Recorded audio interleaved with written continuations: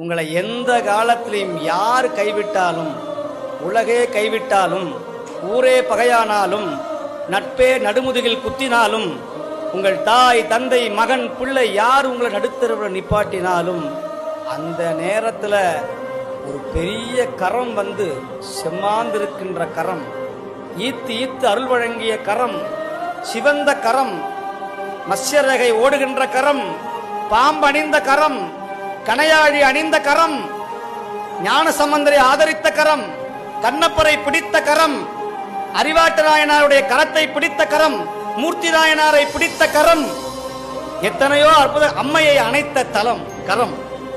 எந்த கரம்? சிவபெருமானுடைய திருக்கரம்.